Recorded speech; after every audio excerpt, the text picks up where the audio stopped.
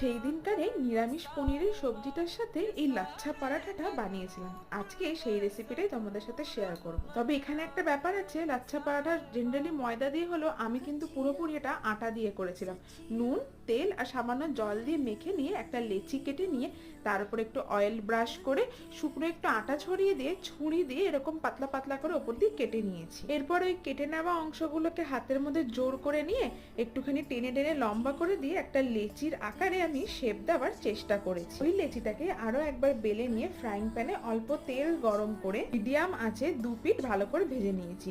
গ্যাসের আঁচ যদি খুব বেশি রাখা হয় তাহলে শুধুমাত্র পরোটাটা বাইরের অংশটা কুক হবে, ভেতরটা কিন্তু কাঁচাই থেকে যাবে। তবে একটা কথা অবশ্যই বলতে চাই, ময়দা দিয়ে করলে পরোটার লাচ্ছাগুলো মানে যে লেয়ারিং গুলো আছে ওগুলো কিন্তু একটু বেশি ভালো হয়। তবে আটা দিয়ে করেও দেখো খারাপ হয়নি কিন্তু। আর এই যে লাচ্ছা পরাটা রেডি, এবার চিকেন, পনির যা দিয়ে মন চায় সেটা দিয়ে লাচ্ছা পরাটা খেয়ে নাও।